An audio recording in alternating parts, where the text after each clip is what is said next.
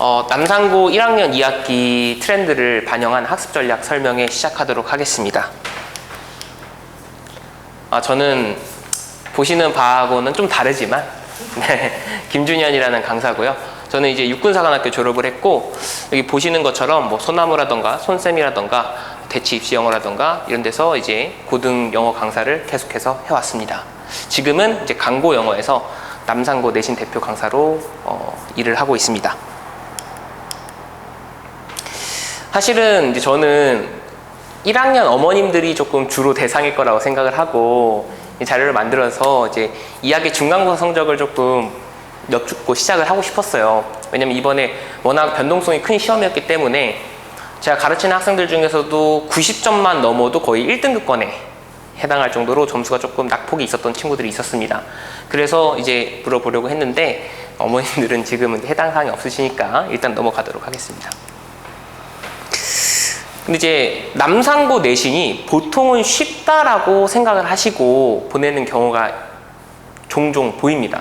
그래서 그래도 수성구권에 있지만 수성구 약간 외곽에 위치하고 있고 이름이 이제 경신이라던가 뭐 대륜이라던가 정화, 대구여고 뭐 이런 학교들에 비해서 내신 따기가 경쟁이 수월할 것 같다. 그래서 이제 보내시는 경우가 있는데, 근데 1학년 1학기 딱 지나면 어머님들 다들 하신 얘기가 내가 판단을 잘못했다, 착각했다 라고 생각하시는 경우가 정말 많거든요.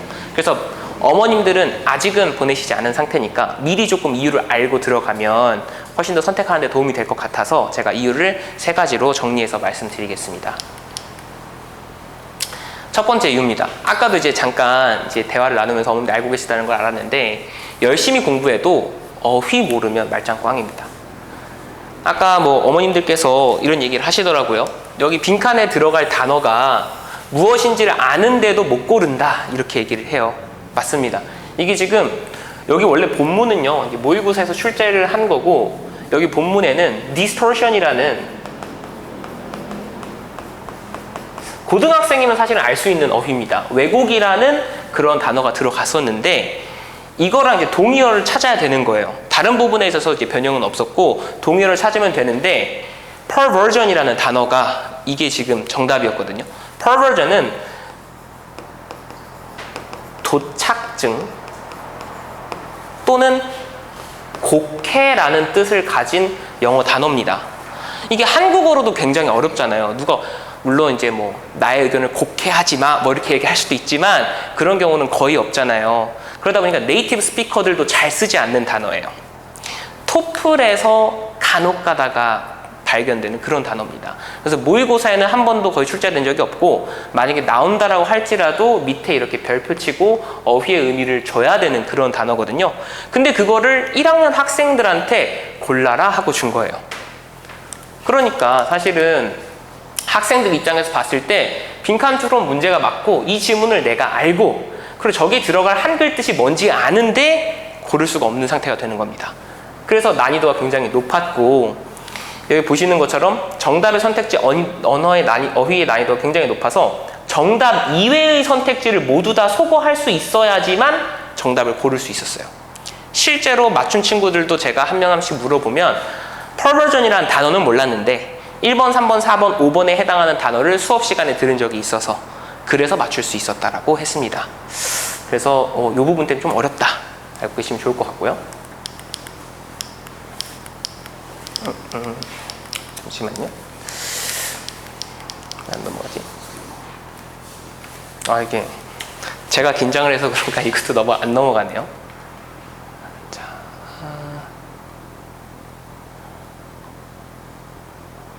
자, 두 번째 보시면요. 원래는 남상고 같은 경우에 약간 암묵적인 룰이 있었어요. 작년, 재작년에 서술형 지문으로 출제했던 지문을 서술형으로 안 냈었습니다. 최근 5개년은 그게 유지가 됐어요. 그래서 저도 학생들한테 가르칠 때 작년에 이게 제가 실제로 이번에 아이들을 가르쳤을 때 썼던 판이거든요. 이렇게 처음에 작지만 이렇게 이야기를 합니다. 22년 2학기 중간고사 서술형 출제됐던 지문이다. 그래서 여러분들이 서술형을 외울 때는 이 지문은 서술형보다는 객관식에 조금 초점을 맞춰서 공부를 하는 게 좋겠다. 그리고 실제로 출제했던 문장은 이 문장과 이 문장이다. 뭐 이렇게 얘기를 했거든요. 근데 이번에 정확히 똑같이 You would expect better brakes to make for safer driving이라는 이 문장이 나왔습니다. 그러니까 똑같이 나왔어요. 그래서 4번 문제가 참고로 남상고 같은 경우는 서술형 문제가 한 문제에 10점이고 그 한 문제가 작은 3개의 문제로 나뉘어져 있습니다. 근데 그 3문제 중에서 한 문제가 작년에 했던 문장이 그대로 나온 거예요. 그래서 이게 왜 이런 현상이 발생했을까를 좀 저도 깊게 고민을 해봤는데 지금 출제하시는 4분의 선생님들 중에서 3분이 교체가 됐습니다. 한 분만 작년에 계셨던 분이고 3분은 다 새로 오신 분이다 보니까 기존의 출제 경향을 조금 그대로 답습하지 않는 그런 모습이 있는 것 같아요. 그래서 아마 다음 시험 때도 기말고사 때도 아마 작년 기출에서 출제가 됐던 지문이 나올 수도 있습니다. 그렇다고 해서 뭐 저희 학원에서 이건 외우지 마, 안 나올 거야 라고 한 건 아니고 다 이제 저희가 나눠주는 자료에는 들어가 있었습니다. 근데 이제 학생들 입장에서는 조금이라도 효율적으로 공부하고 싶으니까 지우고 보는 거죠. 그래서 조금 더 어려울 수도 있었다. 자, 그리고 이제 3번째는 이게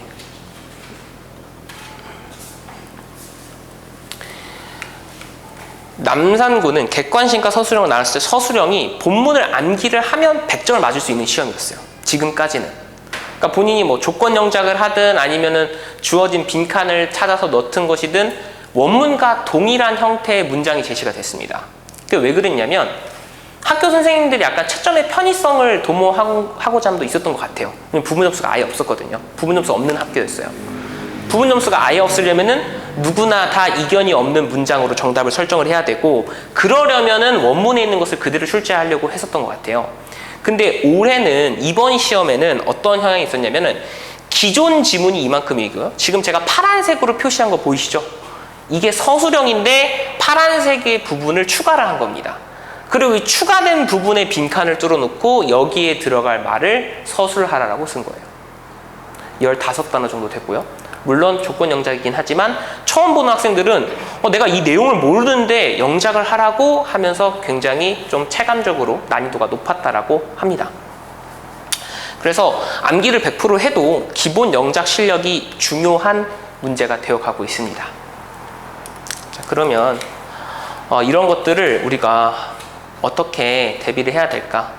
남산고 영어 시험의 특징을 다시 한번 살펴보고 말씀을 드려야죠. 서술형은 원래는 암기만 하면 됐습니다. 근데 이제는 암기와 영작 실력이 뒷받침되어야 하고 객관식 같은 경우는 어휘의 변별력이 상당히 높아졌다. 그래서 본인이 정답인 선택지를 못 고르더라도 오답인 선택지를 다 소거할 수 있을 정도의 수준은 갖추어야 고득점을 할 수가 있다. 자, 그렇습니다. 그래서 제가 첫 번째, 두 번째, 세 번째 다 말씀을 드렸는데 세 번째 조금 잘 눈여겨보세요. 70에서 80점은 득점하기는 어떻게 보면 쉬운 시험일 수가 있어요. 왜냐면 어휘 변별력을 갖춘 문제는 한 문제에서 2문제고요. 서술형도 제가 아까 뭐 새로운 유형으로 새로운 지문에서 출제가 됐다라고 했지만 그 문제를 제외한 나머지 문제들은 원문과 동일한 형태로 출제를 했습니다. 그러면은 이제 점수가 갈리는 것은 10점에서 15점 정도가 되거든요. 그럼 그거를 제외하고는 득점하기는 쉬워요. 근데 그 이상 맞추려면은, 즉 2등급 이상 안에 자기가 안착하기 위해서는 다른 친구보다 배 이상의 노력을 해야 되는 싸움이라는 걸 알 수가 있죠. 그렇습니다. 그래서 저는 이제 내신 대비 수업을 어떤 식으로 하냐면 학생 스스로 지문을 분석하고 출제자의 입장과 트렌드를 이해해서 좀 예측을 하게끔 만듭니다. 그래서 저희 학원에서 제가 어떻게 하면은 왜 학생들이 뭐 어머님들도 아까 뭐 소나무에서 제 얼굴을 봤다라고 하셨지만 제가 학원을 이제 옮기는 과정에서도 많은 학생들이 그대로 유지가 되면서 따라왔거든요. 뭐 그래서 제가 뭐 부도덕한 행위를 한 건 아닙니다. 학생들이 그냥 믿고 따라와 줬는데 왜 믿고 따라와 줬는지를 잘 생각을 해보면은 학생들 입장에서는 이게 제일 좋았다라고 하더라고요. 제가 예측하고 학생들이 예측해서 제가 문제를 제공을 하면 그 문제의 퀄리티가 학교 시험지하고 가장 유사한 형태로 나와서 그게 상당히 좋았다라고 얘기를 하더라고요. 그래서 저는 학생들 입장에서 출제자의 입장과 트렌드를 분석할 수 있게끔 최대한 도움을 주고 뭐 활발한 소통, 그쵸? 동기부여 당연하고 기출문제 분석을 항상 깔끔하게 하고 있습니다. 그리고 뭐 그렇게 해서 남산고 기준만 봤을 때는 이랬죠. 저 22년, 23년 다 수강생 최다 인원이었고, 지금도 2학년 같은 경우는 수강생 최다를 유지하고 있고, 1학년도 중간고사 시작할 때는 인원이 굉장히 적었는데 지금 중간고사 끝나고 나서 한 10명 정도 되고 있습니다. 그래서 인원이 계속해서 증가하는 추세고, 이번에 뭐 그쵸, 1, 2학년 1학기 중간기말 연속 100점을 배출했는데 수성구에서 유일하게 배출을 한 거고, 이번 시험도 결과가 나와봐야 알겠지만 2학년은 벌써 확인이 됐어요. 제가 가르친 친구들 중에서 100점이 나왔고, 그 친구가 지금 단독인지 아닌지만 조금 확인을 하고 있는 상황입니다. 그래서 뭐 이제 사실은 뭐 이런 게 저는 엄청 중요하다고 생각하진 않아요. 왜냐면은 제가 운이 좋았어요. 그냥 좋은 학생들이 저를 이제 선택을 해줘서 운이 좋았다 이렇게 생각을 하고, 제가 이제 남산고 내신 설명회를 하면서 항상 말씀드리는 거는 열심히 안 하는 학생이 좋은 결과를 받게 하는 거는 거의 불가능합니다. 그래서 저는 열심히 했는데 이 친구가 정당한 결과를 못 받아서 슬퍼하는 일이 없게끔은 제가 약속을 합니다. 그러니까 본인이 열심히 안 해서 성적이 안 나오는 경우는 있지만 열심히 하면은 좋은 결과가 나오게 제가 만들고, 그리고 이제 보통은 대형 학원들 같은 경우에는 강사가 있고 보조 강사들이 있어서 보조 강사가 피드백을 주는 경우들도 있어요. 예를 들면 수업 중간에 뭐 강사가 한 30분에서 1시간 수업하고 마지막 1시간 정도는 보조 강사를 투입시켜가지고 1대1로 피드백을 받아줘라, 이런 식으로 진행하는 경우도 있거든요. 근데 저는 제가 다 피드백을 제공을 하고, 시험 기간에 학생들이 입장에서는 답답하잖아요. 아무리 수업 듣고 갔다라고 해도 모르는 부분이 생길 수 있잖아요, 혼자 공부하다가. 그럼 저는 시험 기간에는 뭐 새벽 2시가 됐건 1시가 됐건, 왜냐면 저도 작업을 하고 있으니까 계속 상시적으로 학생들한테 피드백을 제공을 하고 있습니다. 그리고 세 번째는 아까도 말씀드렸지만 제가 제일 자신 있는 거, 남산고를 저만큼 연구하고 분석해서 출제경에 맞춘 문제를 제공하는 사람은 수성구에는 없는 것 같습니다. 제가 봤을 땐 그래요. 전국엔 없겠죠. 사실 남산고를 하시는 분이 수성구에밖에 없으니까. 그래서 그거는 약속을 합니다. 이렇게 해서 제가 말씀드리는 부분은 여기까지고요. 이제 어머님들이 질문이 있으실 것 같아가지고 좀 질문을 받겠습니다.